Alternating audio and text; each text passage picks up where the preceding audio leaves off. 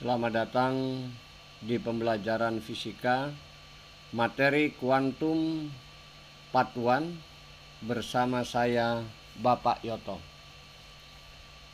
Anak-anakku yang terkasih, semoga kalian dalam kondisi sehat dan dalam keadaan bahagia, happy, karena dengan bahagianya hati kita maka imunitas tubuh kita akan meningkat. Tetapi ketika Anda stres maka imunitas tubuh kita akan menurun dan itu rentan terhadap bermacam-macam penyakit. Oleh karena itu selalu gembira, selalu semangat, selalu termotivasi untuk mencari yang terbaik dan yang terbaik. Anak-anakku yang terkasih, sebelum kita mengawali pembelajaran kita untuk materi kuantum bagian pertama ini, marilah kita bersama-sama berdoa kepada Tuhan Yang Maha Kuasa. Semoga apa yang kita pelajari pada hari ini mendapat keberkahan, bermanfaat bagi diri kita khususnya dan bagi orang lain. Mudah-mudahan demikian. Mari anak-anakku kita berdoa menurut agama kita masing-masing. Berdoa mulai.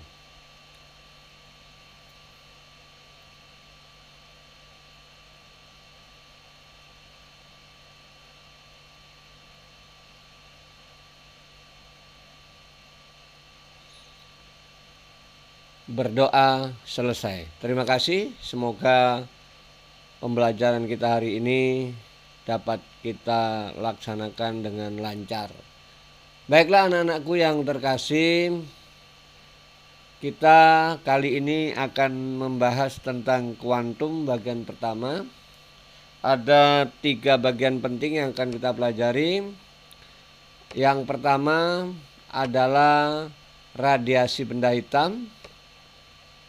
Kemudian yang kedua, kita akan pelajari tentang teori kuantum Planck. Tapi sebelum itu sebenarnya kita masuk dulu di pergeseran Wien. Jadi urutannya sebenarnya adalah radiasi benda hitam, pergeseran Wien, dan yang terakhir adalah teori kuantum Planck.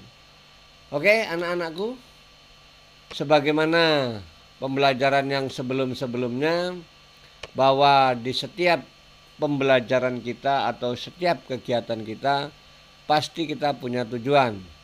Oleh karena itu pada kali ini kita juga punya tujuan pembelajaran. Dan seperti pada pertemuan minggu yang lalu sudah Bapak informasikan bahwa kita masih menggunakan fasilitas yang ada, belum ada aplikasi terbaru yang digunakan pada pembelajaran di semester genap ini. Oleh karena itu tujuan pembelajaran kita melalui diskusi informasi menggunakan fasilitas Google Meet, kemudian Google Classroom, kemudian YouTube, dan juga WhatsApp. Kalian nanti dapat yang pertama adalah kalian dapat menganalisis daya radiasi benda hitam. Yang kedua, kalian harus dapat memformulasikan daya radiasi suatu benda. Kemudian yang ketiga, kalian dapat menganalisis pergeseran Wien. Yang keempat, kalian dapat menganalisis teori kuantum Planck. Tentu saja setelah ini kalian dapat menerapkan persamaan yang berlaku di dalam pembelajaran ini. Oke anak-anakku, yang kelima jelas menerapkan persamaan dalam pemecahan soal. Inilah 5 tujuan pembelajaran yang akan kita capai setelah kalian bersama-sama mempelajari materi kuantum bagian pertama ini. Baiklah anak-anakku, kita langsung saja masuk di radiasi benda hitam. Nah, ada 2 orang ilmuwan yang bernama Joseph Stephen dan Ludwig Boltzmann. Dia ini berkecimpung untuk mengamati radiasi suatu benda. Ya, ini adalah ilmuwan Joseph Stephen dan ini adalah Ludwig Boltzmann. Ini dua-duanya merupakan ilmuwan fisika. Ya, Dari penelitian mereka, menurut Joseph Stephen dan Ludwig Boltzmann, bahwa besar energi persatuan waktu yang diradiasikan oleh permukaan benda itu sebanding dengan luas permukaan benda dan pangkat 4 suhu mutlaknya. Saya ulangi lagi. Besar energi persatuan waktu, ingat energi persatuan waktu itu sama dengan daya ya, yang diradiasikan oleh permukaan benda sebanding dengan luas permukaan benda dan pangkat 4 suhu mutlaknya. Inilah yang ditemukan oleh Joseph Stephen dan Ludwig Boltzmann. Oke, bisa dipahami ini? Oke, lanjut. Nah, dari perumusan mereka berdua, maka kita bisa menulis secara matematik pernyataan mereka berdua. Maka Q per T, energi persatuan waktu, sama dengan P, power, itu sebanding. Nah, sebanding itu artinya apa? Kalau luas permukaannya besar, maka energi persatuan waktunya juga besar. Dan pangkat 4 suhu mutlaknya. Nah, tanda sebanding ini tidak bisa diselesaikan kalau tidak kita ubah menjadi sama dengan. Maka kita harus rubah Q per T sama dengan P, kita kalikan sebelah kanan dengan suatu konstanta atau tetapan. Maka Ludwig Boltzmann mendapatkan rumus untuk radiasi benda hitam atau benda yang memancarkan radiasi. Q per T sama dengan P sama dengan E dikali sigma dikali A dikali T pangkat 4. E ini apa? E itu adalah emisivitas benda. Ya. Maka saya kasih keterangan supaya kalian lebih paham bahwa P itu adalah energi persatuan waktu atau daya, satuannya watt. Emisivitas benda, ini nanti kita jelaskan di belakang apa itu yang dimaksud dengan emisivitas. Kemudian kalau emisivitas untuk benda hitam sempurna harga E-nya sama dengan 1.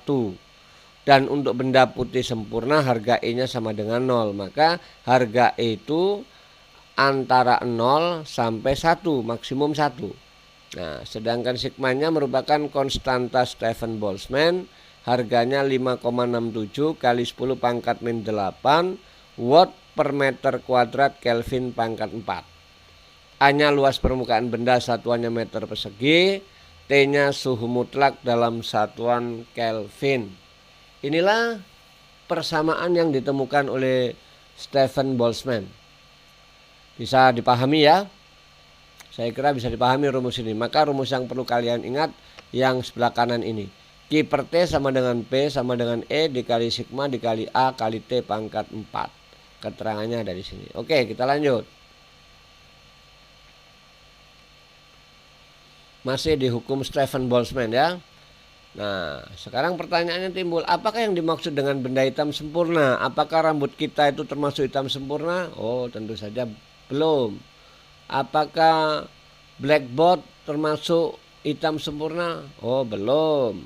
Apakah arang masuk hitam sempurna? Tentu saja belum. Jadi, benda hitam sempurna itu adalah dalam fisika ya, atau sering disebut dengan black body, itu objek yang menyerap seluruh radiasi elektromagnetik yang jatuh kepadanya dan tidak ada radiasi yang dapat keluar dan dipantulkannya. Nah, jadi semua radiasi yang masuk ke dalam benda itu seluruhnya diserap dan tidak ada yang dipantulkan. Maka cara membuat ini sebenarnya cara sederhana aja, mudah. Kalian bisa ambil kaleng minuman Coca-Cola atau Sprite, isinya diminum, jangan dibuang sayang ya, diminum, kemudian ditutup rapat, lalu lobangi dengan jarum. Maka setelah kamu lihat bagian dalam itu akan hitam sempurna karena radiasi yang diterima tidak bisa dipantulkan lagi, semuanya habis diserap oleh dinding-dinding kaleng Sprite atau Coca-Cola tersebut. Itu yang dimaksud dengan benda hitam sempurna. Selagi benda itu masih bisa memantulkan, maka belum dikatakan hitam sempurna. Oke. Ya. Nah, tapi secara teori sebenarnya, secara teori ya, benda hitam itu juga memancarkan seluruh panjang gelombang energi yang masih mungkin masih bisa dipantulkan. Jumlah dan jenis radiasi elektromagnetik yang dipancarkan bergantung pada suhu benda hitam tersebut. Jadi inilah suhu mempengaruhi radiasi yang dipancarkan oleh benda tersebut. Jadi secara teoritis sebenarnya seperti itu. Nah, sedangkan emisivitas itu apa? Emisivitas itu kaitannya dengan kemampuan suatu benda untuk memancarkan energi. Nah itu. Jadi kalau bendanya hitam berbeda dengan bendanya coklat. Hitam itu lebih hebat di dalam menyerap dan meradiasikan energi. Maka ketika kalian menjemur pakaian warna hitam dengan warna coklat atau warna biru, kalau tebal pakaian itu sama, maka yang lebih cepat kering yang mana? Nah, tentu saja yang hitam, karena dia lebih banyak menyerap energi radiasi. Semakin besar emisivitas benda, semakin mudah benda tersebut memancarkan energi. Nah, itu kurang lebih. Maka kalau kalian sekolah, kenapa tidak pakai pakaian hitam tapi pakaian putih? Kenapa? Karena pakaian putih itu memantulkan sehingga badan kamu tidak terlalu terasa panas, berkeringat dan seterusnya. Coba kalau kalian siang-siang terik matahari menggunakan pakaian hitam, tentu saja kalian kepanasan dan tidak nyaman di badan kalian. Itu alasannya kenapa anak-anak sekolah seragamnya selalu dicari yang warna-warna cerah, sehingga dia bisa memantulkan banyak energi yang diterima, sehingga ke badan kita terasa lebih nyaman dibandingkan warna-warna gelap atau warna hitam. Itu anak-anakku bisa dipahami ya? Oke, kalau sudah bisa dipahami, kita lanjut di pergeseran wind. Nah, tadi sudah dikatakan di depan bahwa secara teoritis tergantung dengan suhu benda. Benda itu meradiasi energi tergantung dengan suhu bendanya. Maka wind ini seorang ilmuwan juga, bahwa dia mengamati radiasi dari beberapa benda dengan suhu yang berbeda-beda. Inilah dia, seorang ilmuwan fisika juga, tentang Wilhelm Wien. Tahukah kamu tentang Wilhelm Wien? Wilhelm Wien itu lahir tanggal 13 Januari 1864 di Kiev, Rusia. Wien seorang fisikawan asal Jerman sebenarnya yang memenangkan penghargaan Nobel di bidang fisika pada tahun 1911 untuk penemuannya mengenai hukum yang mengatur radiasi panas. Jadi dia mendapatkan penghargaan Nobel, ya. Ini ilmuwan fisika yang cukup hebat juga. Baik, menurut Wien apa yang ditemukan? Yang ditemukan dari Wien itu apa? Ada yang tahu? Ada? Oh, masih bingung atau belum baca ya. Tadi sudah saya katakan di depan bahwa energi berkaitan erat dengan suhu benda, ya. Nah, maka Wien merumuskan semakin tinggi suhu benda pijar, nah, semakin tinggi suhunya maksudnya, energi yang membawa tenaga pancar maksimum akan bergeser ke arah panjang gelombang yang lebih pendek. Jadi puncak-puncak gelombangnya kalau digambarkan itu bergeser ke arah panjang gelombang yang lebih pendek. Artinya semakin pendek panjang gelombangnya, energi yang membawa tenaga pancarnya semakin besar. Itu berkaitan dengan suhu juga. Maka secara matematis ditulis seperti ini. Nah, lambda M kali T sama dengan C. Apa maksudnya? Maksudnya bahwa panjang gelombang berbanding terbalik dengan suhu. Kalau suhunya tinggi, maka panjang gelombangnya pendek.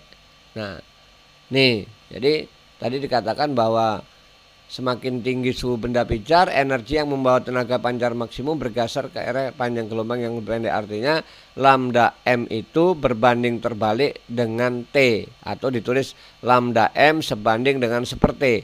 Nah, untuk menghilangkan tanda sebanding harus dikalikan konstanta. Nah, ini konstanta Wien. C ini bukan cepat lambat cahaya tapi konstanta Wien. Jadi rumus yang ditemukan Wien, lambda M kali T sama dengan C, di mana lambda M itu atau lambda itu panjang gelombang maksimumnya, satuannya meter, C konstanta Wien, harganya 2,9 kali 10 pangkat min 3 meter Kelvin. Nah, ingat bahwa T di sini suhu mutlak dalam satuan Kelvin. Ingat ya, rumus ini jangan lupa bahwa panjang gelombang berbanding terbalik dengan temperatur atau suhu benda. Oke, kita lanjut, kita lihat grafiknya supaya lebih paham. Tapi kalau kalian hanya melihat rumusnya saja, maka tentu saja, nah ini intensitas. Coba lihat ini. Perhatikan yang belum memperhatikan ini. Ini panjang gelombang sumbu X, sumbu Y adalah intensitas radiasinya dalam satuan megawatt per meter persegi. Nah, Anda lihat, ketika suhunya 2000 Kelvin, maka puncaknya ada di sini, puncak gelombangnya di lambda M3 ini. Nah, di sini antara 1 sampai 2. Lihat, begitu suhunya dinaikkan, maka puncaknya bergeser ke kiri, ke panjang gelombang yang lebih mendek dia. Nah, tinggi lagi suhunya, maka dia bergeser lagi ke kiri, lambda M1 4000 Kelvin. Naik lagi 6000, dia semakin ke kiri, 8000 semakin ke kiri, dan seterusnya. Nah, bisa juga dilihat di sini. Nah, ini sama. Anda lihat, kalau kalian melihat bahwa semakin tinggi suhunya, maka dia bergeser ke arah panjang gelombang yang pendek. Artinya kalau kita melihat cahaya tampak Meiji Kuhibiniu, merah itu panjang gelombangnya paling besar, ya. Maka ketika dia nyala api warnanya merah, itu tidak terlalu panas. Nah, begitu bergeser ke suhu tinggi, ke warna biru misalnya, maka nyalanya semakin panas karena warna biru panjang gelombangnya lebih pendek. Maka diciptakanlah kompor. Habis kompor minyak nyalanya merah, itu tidak terlalu panas, diciptakan kompor gas. Ada si api biru, Hitachi, Rinnai, dan seterusnya. Itu nyala apinya yang Anda perhatikan tidak merah dia, tapi biru. Nah, karena panjang gelombangnya lebih pendek, lebih panas, dan lebih cepat memasak. Untuk digunakan untuk memasak lebih cepat waktu yang diperlukan. Nah, ini Anda lihat sendiri puncaknya ketika 2000, puncaknya ada di sini. Ini sama dengan gambar kiri, cuman ini lebih diperjelas dari pergeseran warnanya. 3000 puncaknya ke kiri lagi, 4000 sudah mulai mendekati ke sini. Nah ini yang ditemukan oleh Wien dalam satuan mikrometer panjang gelombangnya, ya. Mikro itu 10 pangkat 6 meter, kecil sekali. Oke, inilah yang ditemukan Wien. Ingat ya. Nah, ingat rumus panjang gelombang itu berbanding terbalik dengan frekuensi, nak. Nah, maka Anda lihat ini gambar ini lebih lengkap lagi. Kalau Anda melihat hubungan panjang gelombang dengan intensitas, maka puncaknya dia bergeser ke kiri karena panjang gelombangnya mengecil. Nah, ini lihat, ini warna merah, lihat ini 3000 Kelvin, puncaknya ada di sini, panjang gelombangnya sekitar 1 nanometer. Kemudian pada suhu 6000 Kelvin, warna kuning ini panjang gelombang 500 nanometer, puncaknya di sini. Nah, ya. Oke, ini tadi 1000 nanometer ya, bukan 1000 nanometer. Nah, terus biru, dia semakin pendek panjang gelombangnya, 250 nanometer, 12.000 Kelvin. Nah, sekitar ini. Jadi warna biru itu tinggi sekali suhunya, sekitar 12.000. Nah, bergeser ke sini. Ini intensitas. Nah, ingat bahwa frekuensi berbanding terbalik dengan panjang gelombang. Jadi kalau panjang gelombangnya pendek, frekuensinya pasti besar. Lihat gambar yang sebelah kanan. Jadi kalau milih grafik, hati-hati.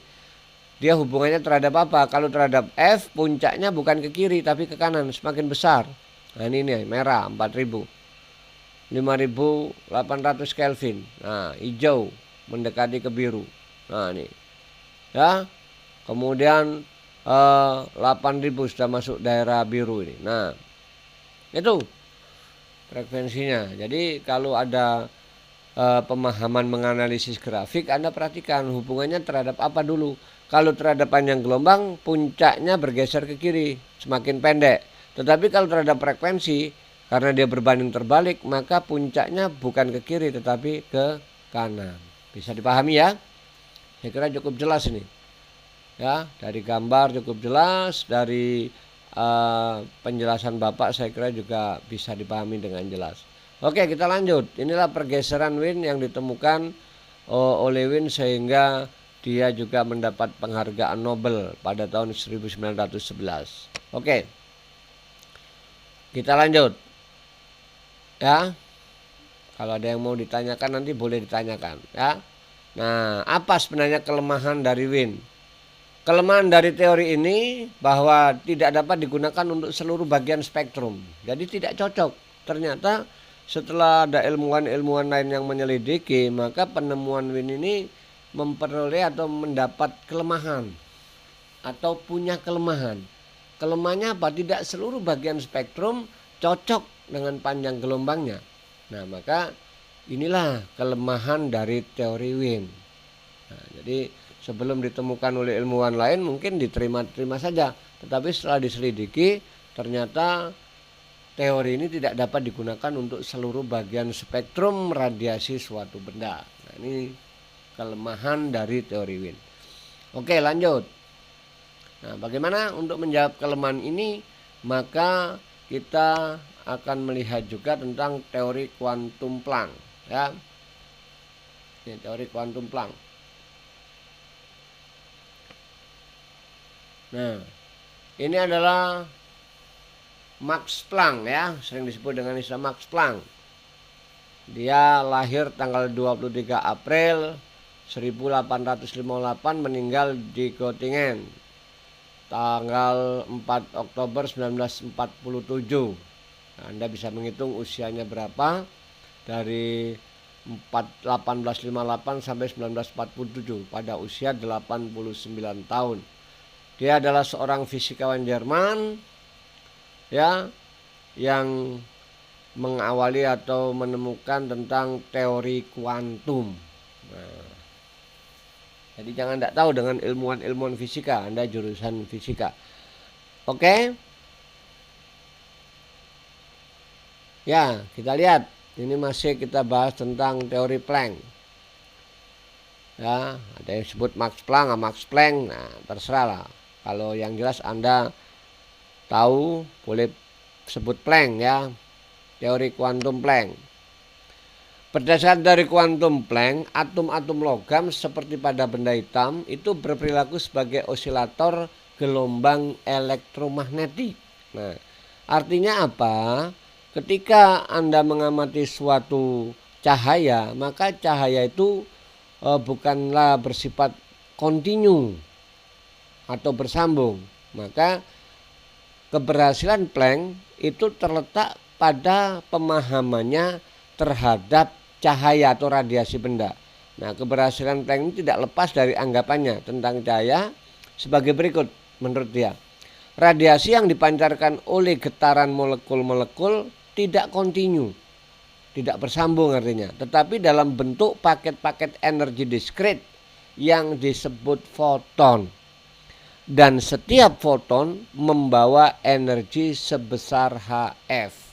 Inilah yang ditemukan oleh Planck yang membawa keberhasilan dia, bahwa cahaya itu tidak bersifat kontinu, tetapi cahaya itu berupa paket-paket energi. Jadi setiap dia bergerak itu membawa paket energi yang disebut dengan foton, dan setiap foton itu energi yang dibawa sebesar Hf.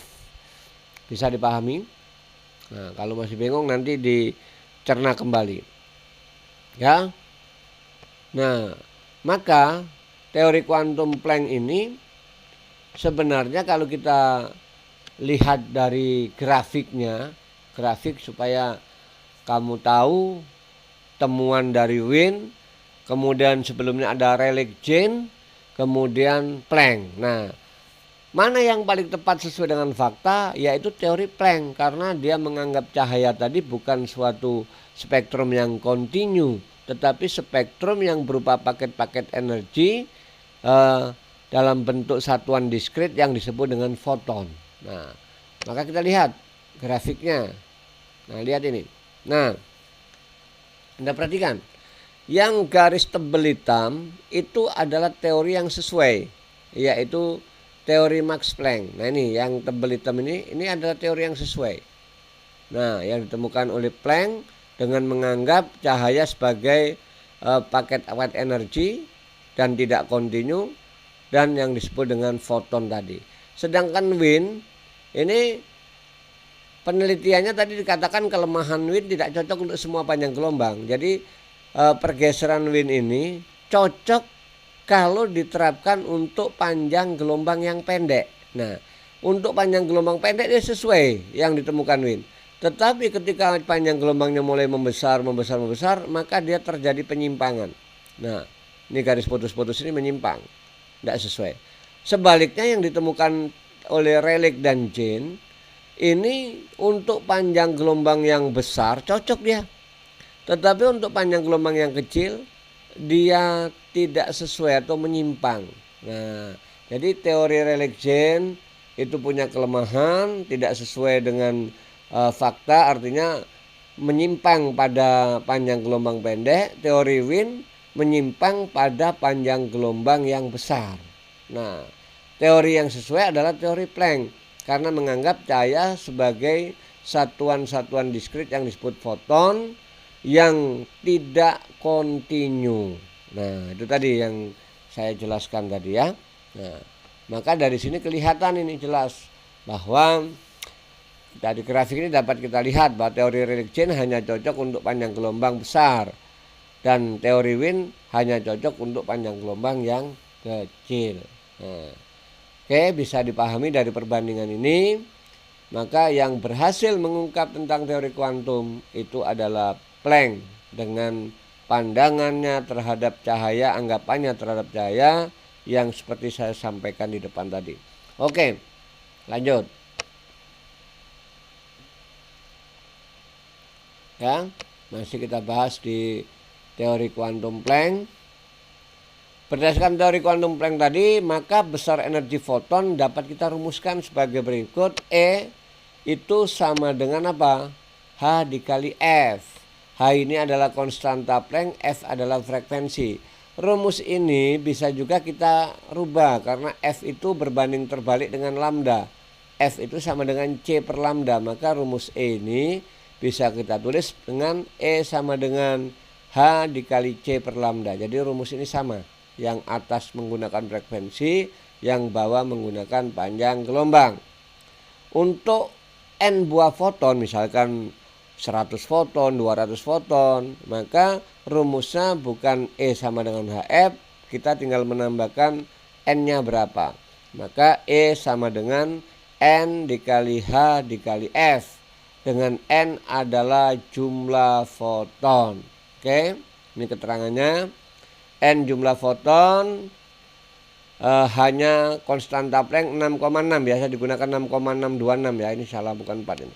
6,6 saja kita pakai. 6,6 biasanya di soal UN ditulis 6,6 kali 10 pangkat min 34 Joule sekon. Itu tidak usah dihafal, biasanya di soal dikasih tahu. Kalau enggak ya terpaksa kalian harus menghafal. F-nya frekuensi, satuannya Hz. C-nya cepat rambat cahaya. Ingat cepat rambat cahaya berapa? 3 kali 10 pangkat 8 meter per sekon. Harus ingat itu. E adalah energi foton, satuannya Joule. Oke, bisa dipahami ya. Ini adalah rumus energi foton. Oke. Kalau sudah paham dengan rumus yang ditemukan oleh Planck, maka kita coba untuk melihat contoh soal. Nah, contoh soal yang pertama, soal pilihan ganda ini. Nah, jangan tidak bisa. Dua buah benda hitam mempunyai luas yang sama. Benda pertama suhunya 27 derajat Celcius dan benda kedua 927 derajat Celcius.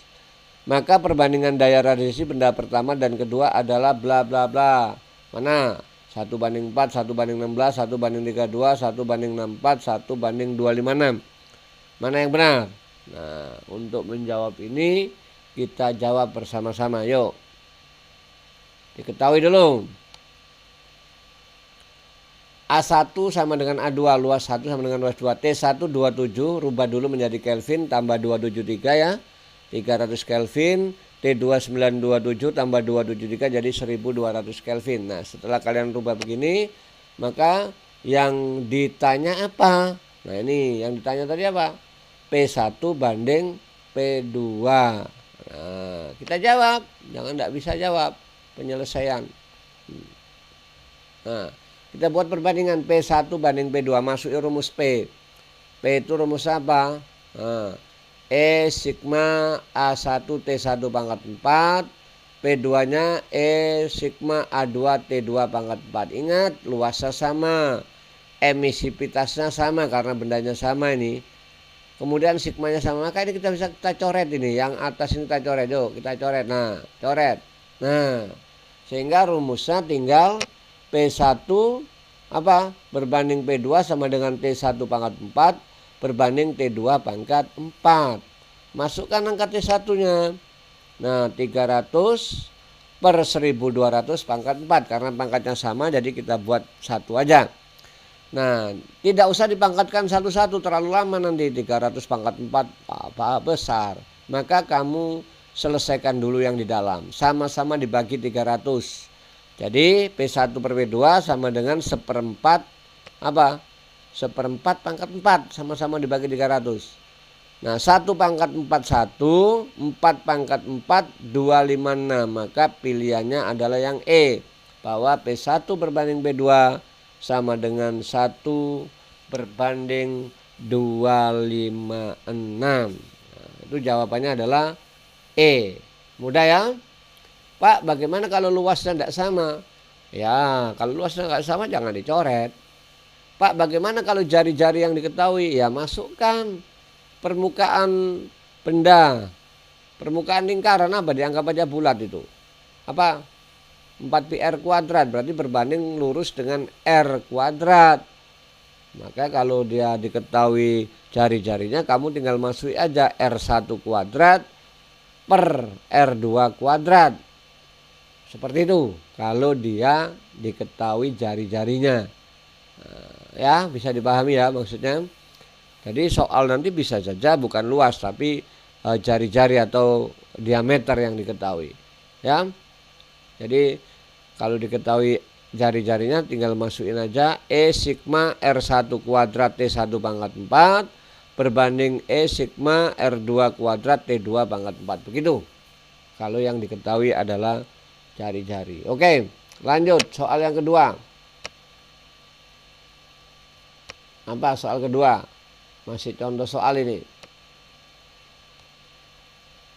Nah, permukaan benda pada suhu 37 derajat Celcius meradiasikan gelombang elektromagnetik.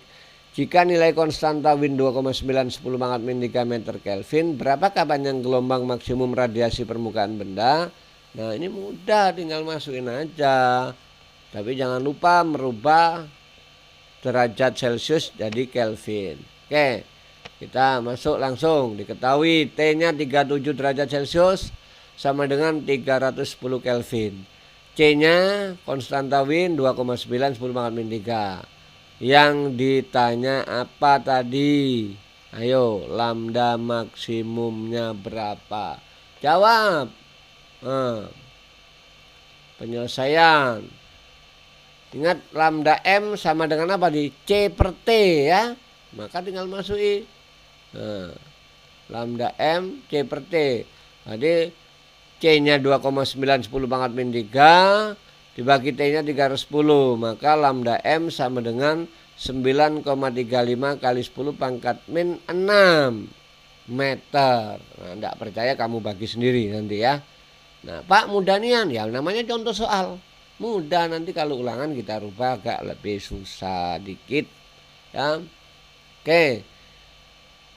Ini rumusnya masih ingat tadi kan, lambda M C per T. Jadi C-nya 2,9, T-nya 310. Ini Bapak langsung masuk ke dalam angka. Oke. Contoh yang ketiga sekarang. Contoh yang ketiga. Soal yang ketiga apa soalnya?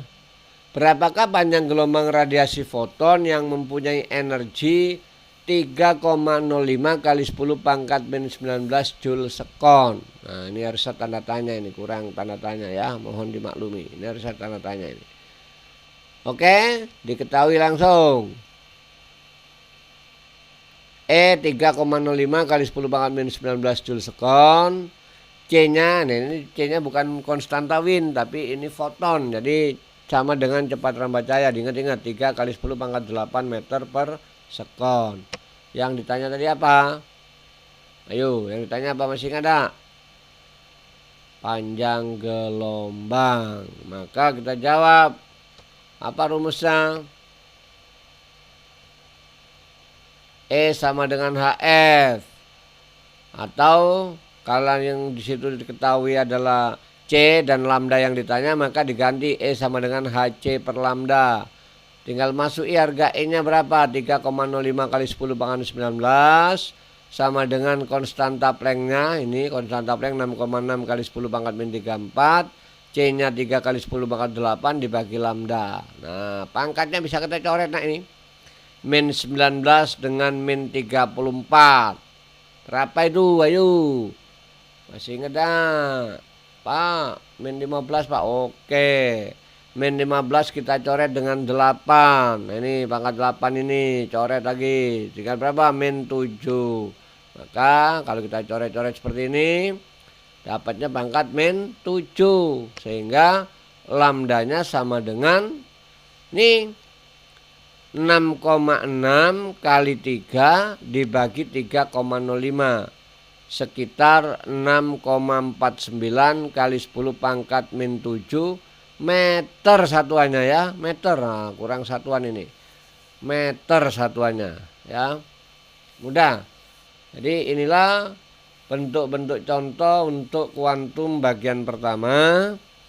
Nanti lebih mendalam lagi membahas tentang kuantum bagian kedua, karena di situ nanti kita akan bahas tentang efek fotolistrik, efek Compton, teori de Broglie yang kesemuanya memerlukan pemahaman lebih dibandingkan materi kuantum bagian pertama ini. Oke anak-anakku, mungkin pertemuan kita untuk kuantum bagian pertama sampai di sini, dan minggu depan mudah-mudahan kita lanjut dengan kuantum bagian kedua. Kalau ada yang mau ditanyakan, bisa ditanyakan. Dan untuk latihannya kalian bisa mencari soal di bahan ajar yang sudah diposting. Ya. Silakan dikerjakan soal-soal yang relevan dengan pembahasan kita kuantum bagian 1. Sedangkan tugas yang akan diupload nanti menunggu selesainya teori kuantum bagian kedua. Oke anak-anakku, itu saja yang dapat saya sampaikan. Burung Irian burung cendrawasih, cukup sekian dan terima kasih ya. Thank you for your attention. Semoga yang kita pelajari pada pagi hari ini atau pada hari ini dapat bermanfaat pada diri kita pribadi khususnya. Syukur-syukur bermanfaat bagi orang lain. Sekian, terima kasih atas perhatiannya. Semoga kita bisa berjumpa pada pertemuan berikutnya. Selamat berjumpa kembali.